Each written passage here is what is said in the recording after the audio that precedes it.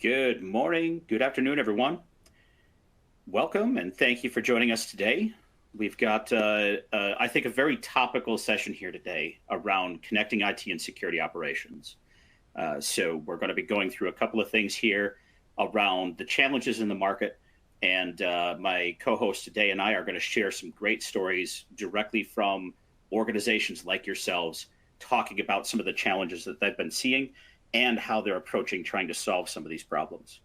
Before we get started, a couple of things. If you're new to the On24 platform, what we're presenting out of today, there's a couple of things that you'll want to be aware of. We are taking live Q&A, so if you do have a question, go ahead and throw that into the chat. We've got a team, monitoring questions there.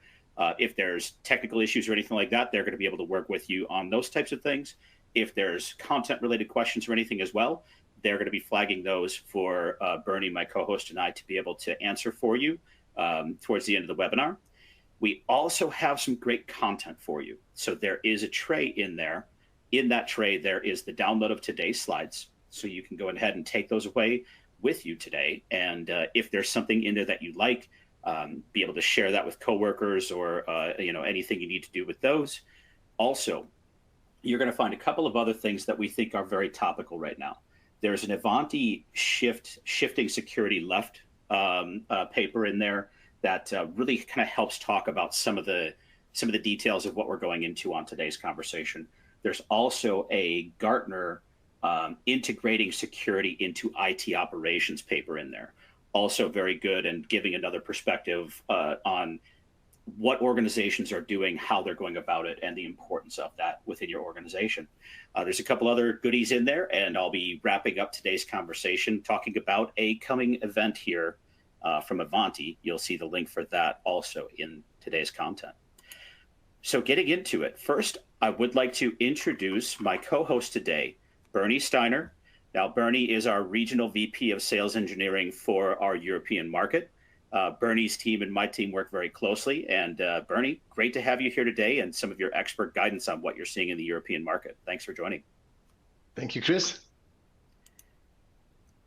All right, we're going to go ahead and jump in, starting off with really what are the challenges that we're facing today?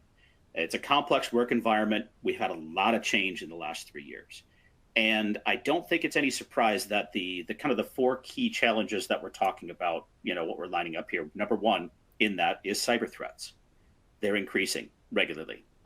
Nothing we can do about that other than figuring out how to better defend against that. And that's really what we're trying to focus on today, is to secure our environments, requires security and operations to work more closely together.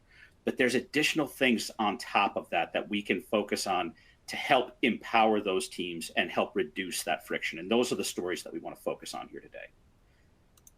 Next is the impact of remote work. I'm going to show you some stats here from a survey that Ivanti did last year in just a moment, but really we're working from anywhere nowadays. It's not a remote work world, it's a work from anywhere world. Myself personally, I'm in my home office today. I don't actually have a corporate office that I go to. I'm in Minnesota. Our corporate headquarters is in Utah. We've got offices around the world. I may stop into those offices when I go there. This week, I was actually out in New York for the first part of this week, working from my hotel, working from the venue where I was at an event at the Microsoft Tech Center in Times Square earlier this week.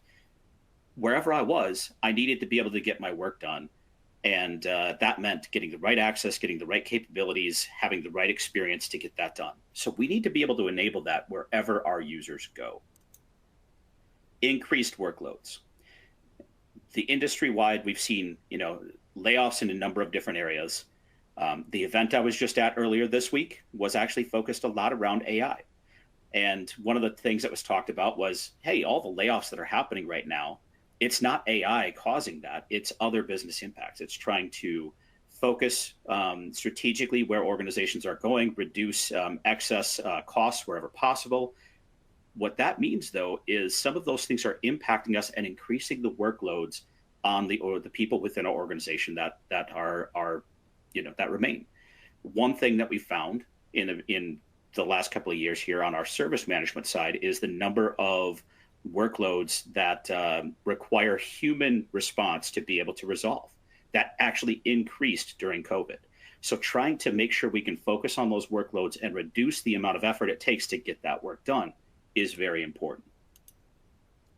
And last is, in all of this, there's rising costs. If we want to better secure our environment, if we want to enable remote work, if we want to reduce the impact on our resources and make them more efficient so they can handle those greater workloads, there's going to be rising costs in all of that, along with just the simple fact that supply chain challenges, cost of goods, cost of materials increased in a number of ways during the last few years. All of those things add up to rising costs, and we need to be cognizant of that and figure out how do we tackle these challenges going forward. So last year, we did a survey, Ivanti's Everywhere and DEX research report. This had several incremental releases throughout the year. A lot of good information came out of that, a lot of interesting findings. I think the first one here, not surprising, remote work. We found that 71% of those office workers either wanted to come back to a hybrid work or continue doing a full remote work model. Some industries and some users within those organizations require you to be there. There's certain roles in manufacturing. You have to be at the facility to do your work. In retail, you can't, be the clerk at the counter, the person up at maybe if it's a self-checkout, one person manning 8 different self-checkout kiosks. Those are types of roles that have to be there in person. But for knowledge workers especially, we want to get to a work-life balance where we can get our work done from wherever we're at. Gen Zs and millennials, interesting finding here. And Bernie, I think it'd be interesting to hear both the US and the European market side of this one. Millennials and Gen Zs are twice as likely to leave your organization over a bad digital experience. On the European side, are you guys feeling this the same way? Yeah, we're seeing that as much as also there's the war for the talent, right? So you try to get the best talented workers, and you need to provide them a digital experience where it's not a 30-page manual that they need to go through at first on the day one, but it needs to be intuitive and attractive. So the workplace as itself, the tools that you provide to them need to be attractive, and that's especially true for the Gen Z and the millennials for sure. Right. And kind of carrying that experience through to another aspect, which is very relevant to what we're talking about today. 49% of C-level executives that we surveyed admitted to bypassing security measures in favor of productivity. Whether it was making a decision to say, nope, take that feature out across our entire base because it's slowing people down and causing us to not get work done, or just having personal exceptions so that they could get more productive in their own life. Digital experience, whether it's that new generation of employees coming out, those knowledge workers that we have to be very competitive to keep, or an executive whose day is very busy, we have to worry about the experience we're providing. In this case, it's presenting security risks to the business if we can't get that experience right. So I think wrapping that up, we've got this cyber hygiene aspect. Organizations need to understand, how are they doing? What is their overall cyber hygiene across their environment? And to do that, we need some assistance from the outside. Before we get into that, though, we're going to do our first poll here. So with that, how would you rate your cyber hygiene within your organization? Basic cyber hygiene? Are you at kind of a general level there? Are you getting up to more intermediate with cybersecurity hygiene established with procedures and policies to back it up? Are you in a more proactive model? Or even more advanced than that, proving the ability to fend off advanced threats and be able to respond very quickly to modern cyber threats? All right, so as you're looking to answer that, okay, perfect. Here's our responses so far. So a lot feel that they're in that basic to intermediate level. And Bernie, I think this is pretty standard. I think with the aggressive kind of acceleration of cyber threats with a lot of new technology challenges coming up, most organizations, I would say, are probably giving themselves that assessment of if you put yourself on a 4-point maturity model, being in that, maybe into that level 2 maturity on average feels pretty similar to what we've seen. Yeah, exactly. That's what I can confirm from the customer conversations I'm having as well. It's hard to keep up, right? Those threats are changing so quickly, and the cadence is getting quicker and quicker that it's hard to really keep up with even the basic defense mechanisms. And that's exactly important to keep in mind, and then think about strategies, how to be quicker, how to tackle that problem on a more generic base. Absolutely. So one thing as you're doing that, I'm gonna kind of launch this conversation talking just about frameworks in general, but then I'm gonna share a story. We have a CISO advisory board, and one of our CISO advisors last year shared a very interesting story with the team that I felt really kind of is relevant to this conversation today. But for those of you who are using frameworks, it might be the NIST framework here. I know we're on the brink of the next version of NIST coming out here. And with that, we're going to see some improvements to the framework and a whole aspect of governance coming into this. We're seeing a very similar kind of evolution globally. So Bernie, I know NIS2 just launched as well, and that has a very heavy governance kind of perspective as well. But in all, it's very similar to the NIST CSF framework in many ways. Yeah, exactly. So the European Commission has basically launched the NIS2 directive just recently. And we're in that period of time where all the national governments are currently trying to put them into local laws until October 24, in order to also keep up with that speed that we've seen on digitalization so far, forcing people and enterprises to also think about security from the very first day on, and not be surprised, not be caught up by an attack, and only think about it when it's too late.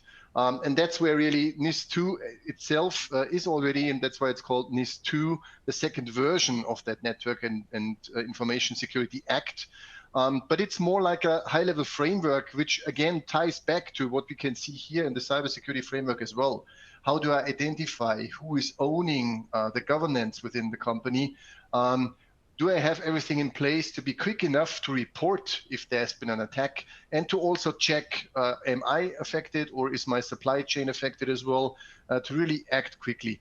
And that's part of where I think from a maturity journey, we have reached a certain level meanwhile already, where it is important to put that into place up front, and to also bake it into local laws which are applicable, and which then also can be checked in from local agencies, in order to make sure not just the critical infrastructure, but everybody who's providing services, who contribute to the public, are being recognized and are being secured, at least on the basic level. And again, we are back to that conversation. Is it enough to already have basic level security measures in place? Often enough, even those are missing. And the NIS2 directive is a way of forcing people as well to think about it, and to get at least the best practices, the basics into play, and then build upon that step by step, and think about the maturity journey as well. Absolutely. And I think kind of giving that kind of forward thinking, what is the next step in that maturing of your journey as well? It's really bringing this from just a framework that focuses on specific things into a broader conversation about the governance behind it all as well. That's the big evolution I think we're seeing on a number of these going forward. Now, I know that in our audience today, I saw healthcare, I saw retail, I saw manufacturing. There's a number of different verticals within our audience today.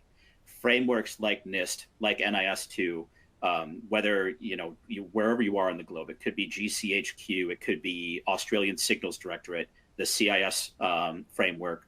Those provide each of them provide kind of certain things that really help you to focus your strategy. There's also vertical based, like maybe you're needing to be PCI compliant, SOX compliant, the HIPAA, whatever those additional more industry focused regulations are for your environment. They can work together to help to give you a solid framework to work off of, and help you to refine it based on your specific areas. So I would say at least two different frameworks in most cases is where you want to be, using both in concert to try to provide that foundation and layer on it very specific things to make sure you've checked all the right boxes for your regulatory needs, is kind of a good approach that we've seen a lot of organizations move to. So let me get into kind of the story that I wanted to share about this this framework in particular. The CISO that we spoke to last year, he shared a story of when he came in to a well-known tech company in the industry. They were in the middle of doing this type of self-assessment, and they started with giving a high-level grade in each of these areas. So identify, protect, detect, respond, recover, A, B, C, D kind of grading here. And with that, we're kind of backing into a percentage here to give you some numbers behind it. At the table, they had members of the security organization and the business. So the first thing he said was applauding them for the fact that they actually brought the right people to the table to assess from all angles. Do we feel we're meeting the business needs? Do we feel we're driving the right level of security around this? How mature do we think we are? Now, the one thing that he had to throw in there, though, was a bit of a challenge on the fact that that identify layer in the NIST framework is very important. It's actually described in the opening of the NIST framework materials as being foundational. If you don't understand what's in your environment, you're actually taking a penalty across the rest of the framework because you don't have that understanding. So my ability to identify what's in my environment, I gave myself a C grade. I have a gap of about 30% of what's in my environment. So how well can I protect my environment? Well, for the things that I know about, I can protect them pretty well, but I take that penalty of what I don't know about, what I can't detect because I'm not managing some of that environment. I'm not aware of what's in there. Then it kind of penalizes me to be able to respond and recover as well if there's resources that I don't have under coverage and visibility. So when you're doing this, it's very important to have the right people at the table. And again, our focus today is on bringing security and IT to the table together and trying to reduce those challenges and friction between teams, gaps in visibility. We're seeing a lot more security team involvement in things like asset management programs within an organization. CASM, for those of you who are familiar, cyber asset attack surface management, is an evolving space that came about because of the need to bring that asset visibility under a security umbrella and get that total visibility. Yes, it's absolutely needed from a fulfillment perspective, making sure that we get the right devices to the right people, bill back to the right departments, all of those things. But there's an also very important security aspect to that, which is, do I know what's in my environment?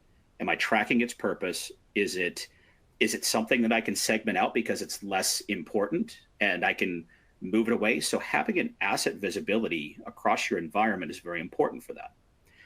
So that was kind of an interesting story that we got into with this CISO, and kind of making sure that you're taking the right lens to that conversation when you're having it.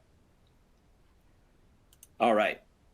So getting kind of into the next level around that conversation between security and IT operations. These are two different teams, two different mandates. At the end of the day, most of what they're doing overlaps. But priority-wise, we got some serious differences in opinion here. Let's take a look at that real quick. This is kind of a view of, at a high level, what is security responsible for? What's IT ops responsible for? And what are some things that they share responsibility for in the middle? Now, there's two kind of small arrows there that are pulling away from each other here. And I think that's kind of very accurate in this challenge. These two teams have a lot of priorities that are pulling them away from shared responsibilities, and at times can cause friction there. Everything in that overlap is going to get leaner from a resource perspective. It's going to get scrutinized more, maybe have some challenges in how each team is prioritizing it. It matches actually pretty well with some survey findings that came out of another survey that we pulled in. This was actually from not an Ivanti source. This was from an external survey. You can see the link there if you want to take a closer look.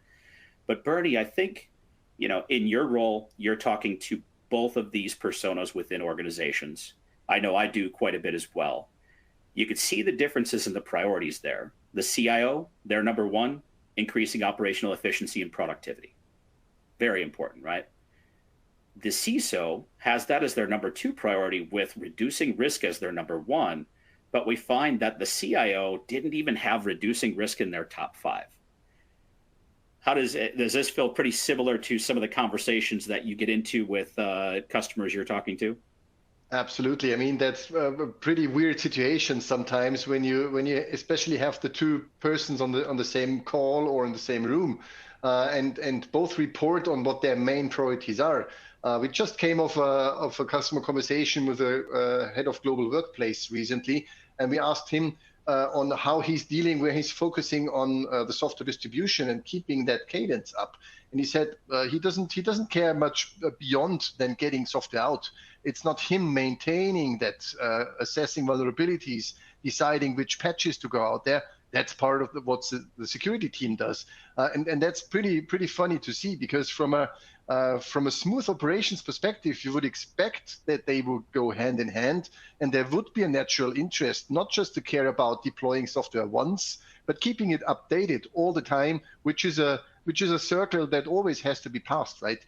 And that's really where those differences in priorities become very obvious. And that's where probably endpoint security elements are one thing which are decoupled from IT operations. But if you take it further even and look at network security, which is even a different place, they should all go up and report up into the CISO. But still, often enough, they are silos in the organization, and they're not really knowing, the left hand doesn't know what the right hand is really doing, and how to align those procedures and processes better to each other in order to become more efficient. And that's really where it's not about technology and about the tools that you use, but more those different agendas from what are these persona after, and what are they trying to solve on a daily basis. Absolutely. All right, so to kind of take this one step deeper, we're going to go through two more specific examples here. So we're going to talk a bit about vulnerability remediation, and then a little bit about digital experience here. Before we do that, though, here's our second polling question of the day. How aligned do you feel that security and IT are within your organization? Are we saying very aligned, like we're lockstep, hip, attached at the hip, doing everything together? Are we somewhat aligned?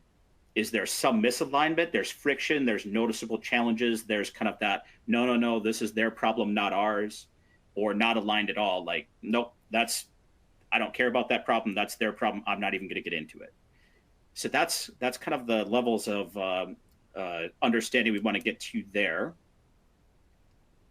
Okay, yep, we've got, it seems we're kind of lumping down there in that somewhat misaligned to somewhat aligned for the majority there, which is a good sign, getting everybody to the table and starting to work through those challenges.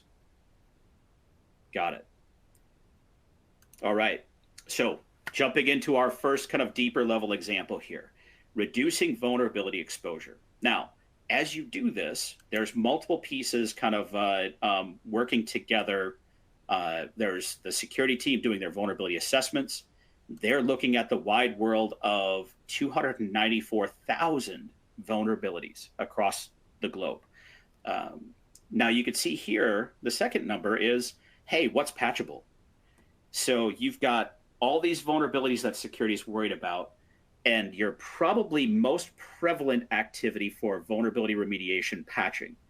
And those two numbers are very different.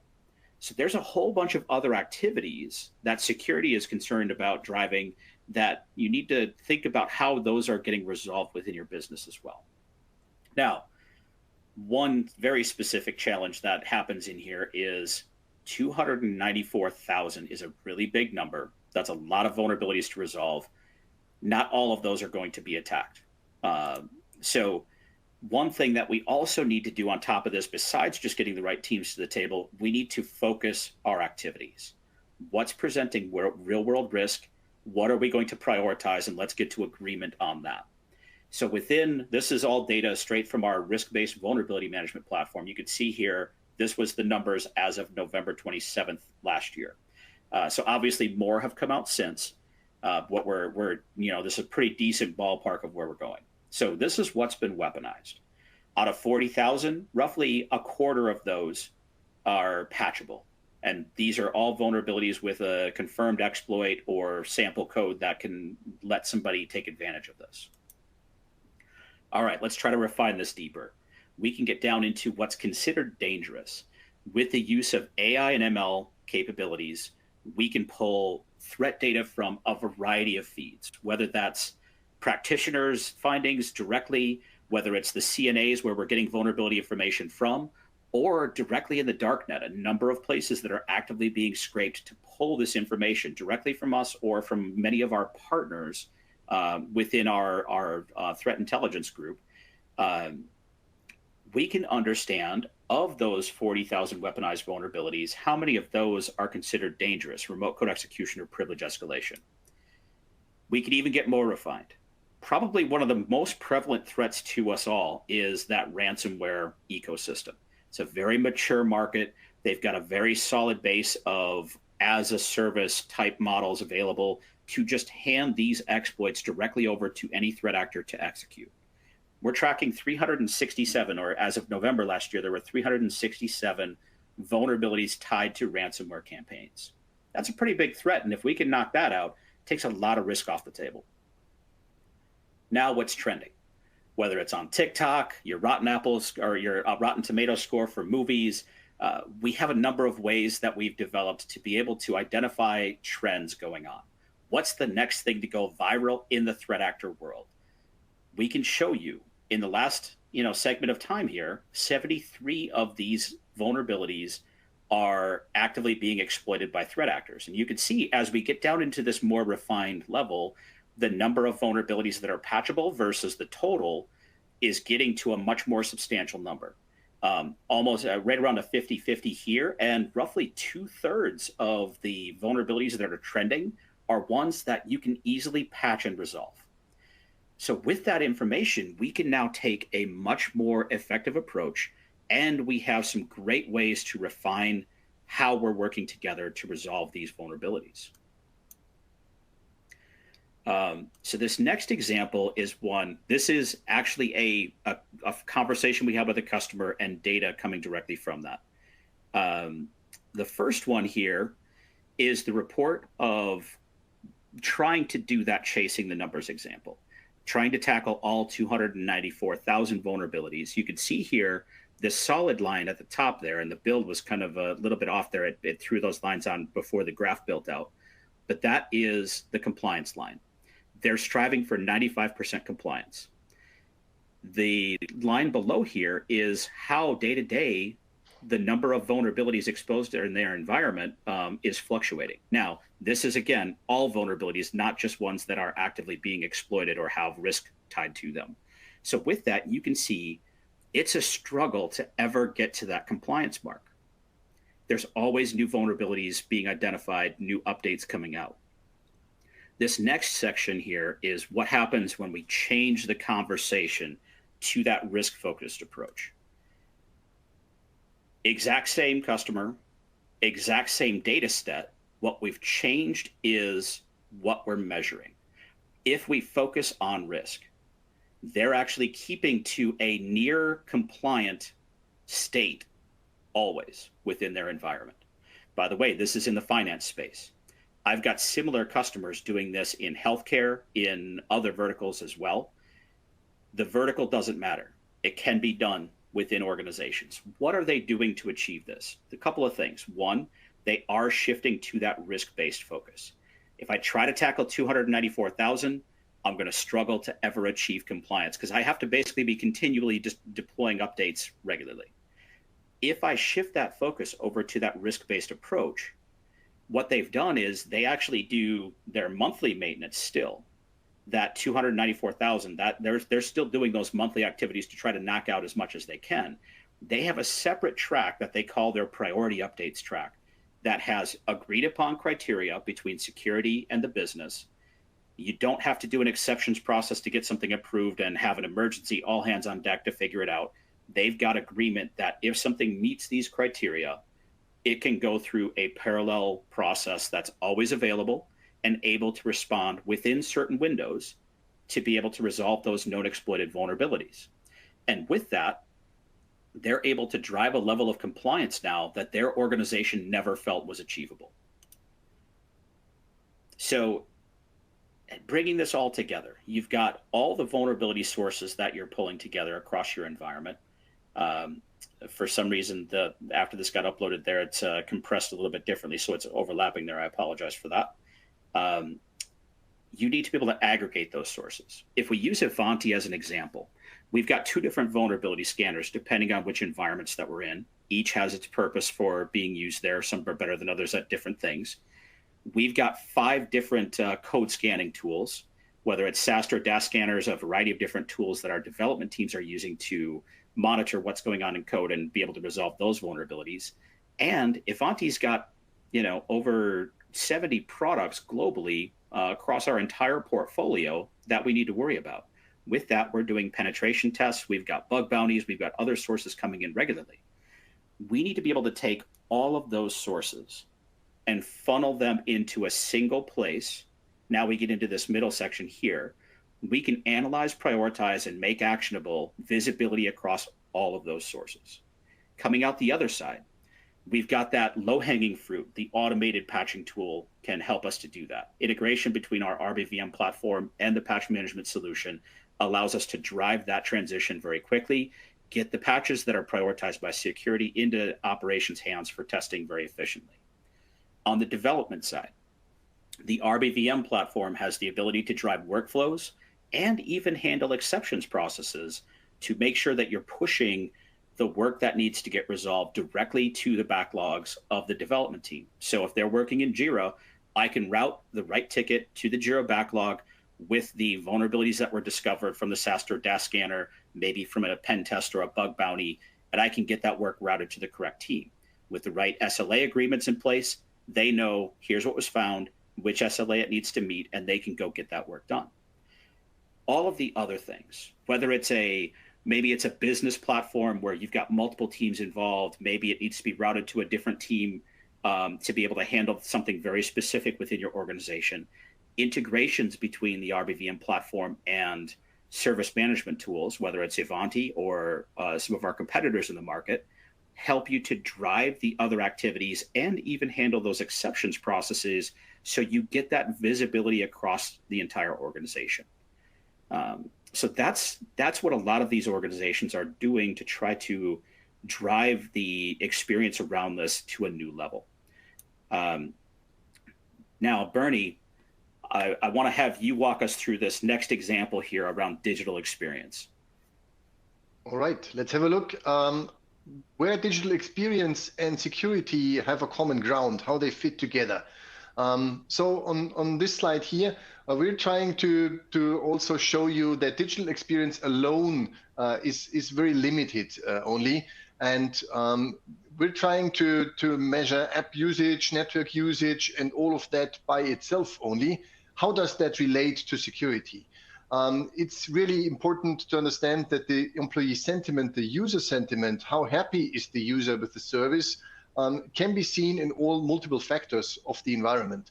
And that's exactly where if you measure only the application usage itself without tying it into the broader context, and you don't look at the endpoint performance and some security measures at the same time, you're missing exactly that context. And that's why we're trying to combine those elements and trying to visualize and measure the digital employee experience and put it into the context of all the other insights that we collect as well from the environment. And that's exactly where the AI-driven aspects come in again, where we can put all of that into a cloud platform and try to align those measurements to each other in order to come to a contextualized view. And that's exactly where you will get much more insights from taking those individualized elements and seeing it trying to understand the wider context, trying to derive the bigger picture from it, not just from a security side, but also from how efficient is my IT operations really working. And that's what we've started to do basically with the Neurons platform. Let me give you some examples here on how those DEX elements can be combined with one of the adjacent areas where you would think normally that this hasn't to do anything with security. But if you look at it at the broader context, it will fit together. So if we start at the very left, we have here an example with DEX combined with inventory and patching. One of our customers reported that they had issues with downloading patches and starting updates because it caused their system partition on their hard drives to overrun, basically. So this was not the case on one single machine, but on many machines that were partitioned in the very same way. There was not enough space left to extract and apply the updates. With DEX, inventory and patch together, you can exactly uncover this correlation, and it can help you to find solutions more quickly. So you don't have to wait until one user, the first user, the next bunch of users report similar reports, similar issues on their system, but you can see already on the Neurons side that there is a rise, that there is similar scenarios that you can see replicating on multiple machines in your environment. So if you try to remediate that with an automated way as well, you can already see if that makes an impact to the bigger picture, and you can again use the inventory as one central view on understanding how many systems are affected, if it's correlated to one of the patch rollouts, for example, or if it's related to any of the other changes that have been planned and are ongoing in my system as well. So really something where digital employee experience by itself doesn't provide that value, but if you combine it with the inventory, with the wider view, and then add changes like what's the patch run doing at the same point in time, it becomes that bigger picture, and it helps your help desk teams to understand on what's going on in your environment.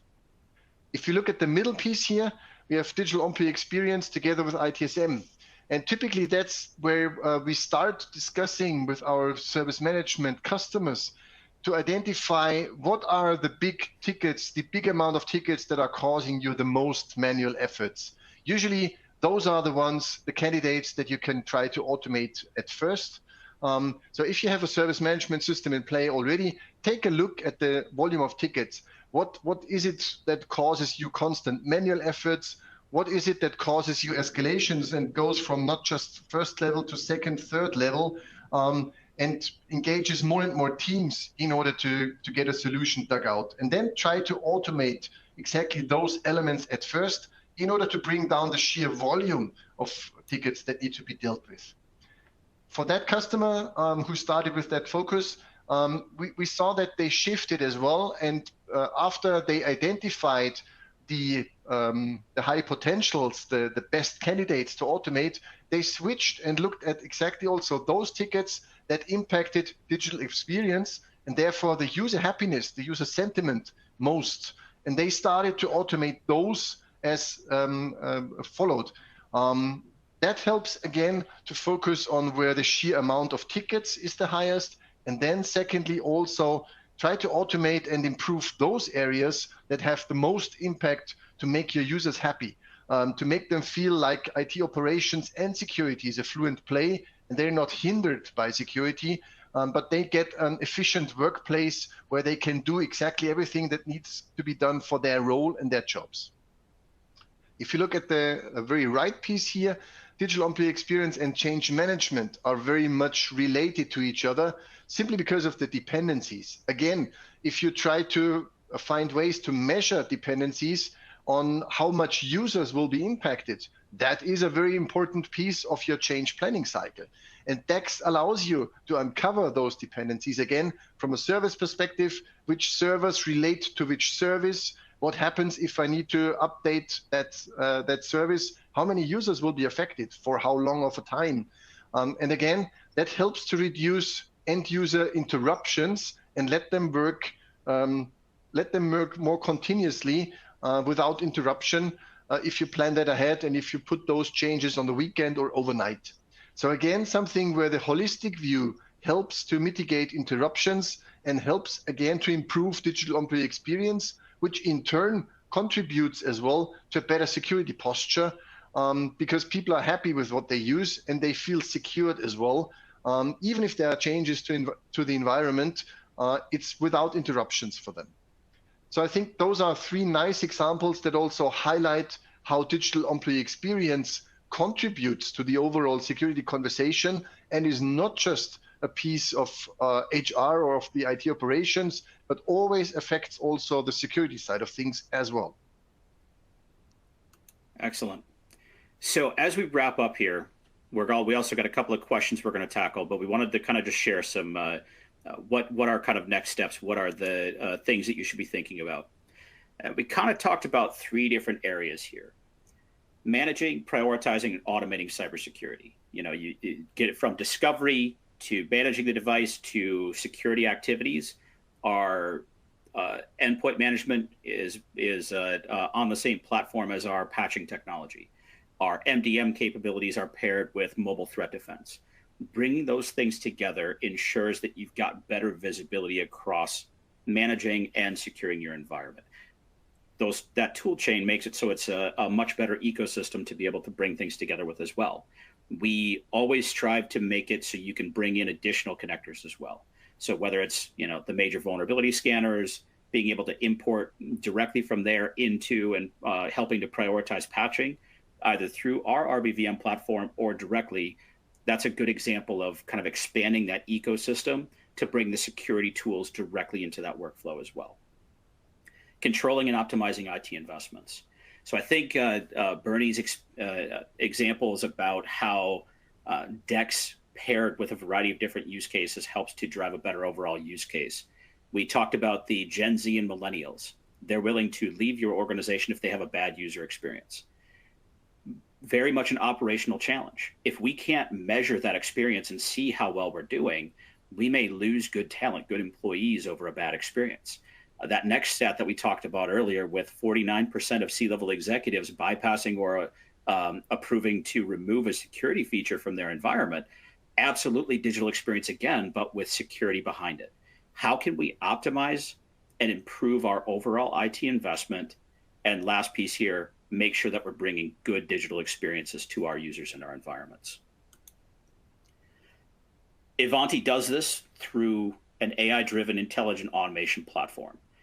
Again, we're creating a platform that IT and security can come together on and get the observable information that they need, the insights, whether it's task automation, risk analysis, knowledge management, and the ability to go and take those actions needed. A lot of times we hear like the security team, hey, our tools are telling us what's wrong with the environment. Now it's up to you, IT, to go fix things. Let's bring that information together. Let's tie it, the observations and insights that are helping us to know what's going on, tying those to the types of actions, whether it's scripts, runbooks, hyperautomation, low code, no code capabilities within the platform to be able to self-heal and automate more of what needs to get done. Very important, being able to efficiently respond to escalating risk, whether it's on the discovery side, we need to understand what that exposure, what that attack surface is. You're going to see a number of things that we're doing at Ivanti this year, expanding that attack surface visibility. I mentioned Chasm earlier. We're definitely expanding in that direction of bringing our discovery capabilities together with additional security insights and being able to pull those sources together to understand the exposures across your environment. The ability to measure, pulling things like our threat intelligence from the risk-based vulnerability management platform directly into the experiences across other areas. Security and IT need to have a lot of the same information. Security is coming into programs like the asset side and discovery. IT also needs to have much of the same type of intelligence to make decisions on what they should be doing. If we've got a lot of the same information, we can make better recommendations off of that relative threat level. So that next step, getting to the ability to recommend what are the priorities that we should be doing, what are the corrective actions we can take, and then being able to resolve those critical risks first. So that is kind of the flow that we try to follow around this. You can take risk management out of there and put IT operations or IT efficiency into there instead, whether it's resolving just operational issues occurring, trying to automate the resolution to the most numerous type of tickets that we're seeing on the service desk side. This model works very well, whether you're talking about security topics or operations side. So Bernie, leaving us with kind of the next steps that people should be taking a look at in their environment, help us wrap this up. Yeah, so as you described already, we try to highlight those key takeaways from today's webinars at one glance. So first of all, it's to make sure you have visibility. We've seen it on one of the earlier slides where we had surveyed around the NIST cybersecurity framework. If you're missing 30% of your infrastructure by not having it on the radar, by not knowing what's around, you will not be able to secure it. And that's where you cannot stop with one single and limited data source, but you need to aim broader and need to aim for an automatically import discovering and get harmonization done implicitly, automated in a fully automated workflow. You don't have the time and the staff to re-import data again and again and trying to shape data manually, but you need a constant and accurate flow of discovery data in order to understand what's important, what's going on in your environment, and where to focus on. And that takes us to the second step: focus on what matters most for your organization. First of all, define how your crown jewels look like. Where is that high-risk data that you cannot afford to get compromised by ransomware or leaked outside of the company? And what are the surrounding technical systems? What are your automatic measures you can put in place to get them secured? There is no 100% security, we all know that, but you have to focus on your efforts on where it would really hurt you if you were affected. And instead of constantly trying to get 100% of patches out to 100% of your devices, be quick in those areas of your environment where it makes the difference. And that is also what we mean with the risk-based vulnerability management here. And then thirdly, don't focus purely on the devices itself and not only on the technology areas. Don't underestimate the impact of digital employee experience on security. If your users are not happy with the services you're providing to them, they will look for other options themselves. And that creates shadow IT problems without you noticing it. And that's why digital employee experience is directly related to your overall security posture as well. So those are the key findings that I'd like to summarize as well, where we touched upon earlier on the webinar as well. Chris, awesome. Any final thoughts from your side? We do have a couple of questions from the audience here, so let's tackle those real quick. The first one, can you speak to the change management aspect of getting IT ops and security aligned on priorities? Yes, absolutely. I think when it comes to change management, the example that I gave earlier around kind of focusing our vulnerability remediation, rediscuss what KPIs you're using to track things. If you're doing just a point in time maintenance window that's starting from Patch Tuesday and running 3 weeks, all the way through, or even 2 weeks or 1 week, you're only measuring what's happening during that window, not everything outside of that. You need to expand your KPIs around that. What are our thresholds for how long we're willing to let a vulnerability be exposed in our environment? Do we have a separate focus on things that are confirmed to be exploited? The organizations we're seeing be more effective here, they have 2 change windows that are kind of standing within their environment: the monthly maintenance, and then again, that priority update track. Beyond that, getting the tools to integrate better together. I've heard many stories over the years of people saying, oh, it's, issues are happening right now. It's got to be those guys. They're doing patching again. They know when Patch Tuesday is, and people just start to blame that. Well, we actually just launched an integration with our Neurons patch and ITSM solutions in January this year that allows our ITSM solution to enable an analyst to go into a device and sync with the patching solution to say, okay, give me the reality, what's actually happening. You'll get, what updates were missing, what's been installed, and even these were installed, but a reboot's pending.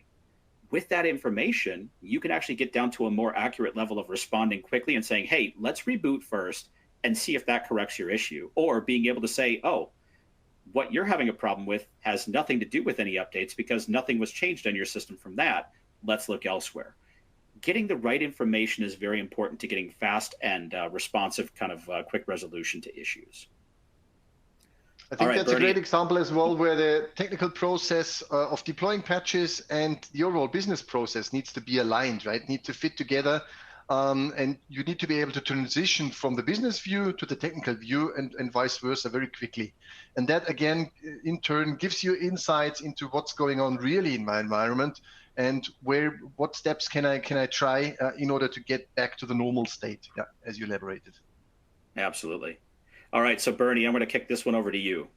Can you elaborate on how DEX plays into security issues and how I get my security colleagues to buy into this importance? Yeah, I think we've highlighted several audiences on that webinar. We talked about the millennials, the Gen Z, and also the CXO folks, more than 49% who already admitted that they bypassed security in order to get things done, right? And that is really where you shouldn't underestimate the creativity as well of your users. If you block them too much, they will find ways around it, right? The internal intruders, the internal employees are the most dangerous ones. And if you don't provide them a good digital employee experience, they will find their way and they will work around just to make their lives easier, regardless of the bigger security posture that they might breach. And that's valid even as we've seen in the surveys for the C-level staff as well, right? So that is human behavior as well, where if you don't provide that service as integrated, as smooth as they expected, they will find ways around it and try to reach their resources without connecting to the VPN or anything else. And that's why it's so important to look at digital employee experience always together with security issues, and then also having the security team being aware of it, right?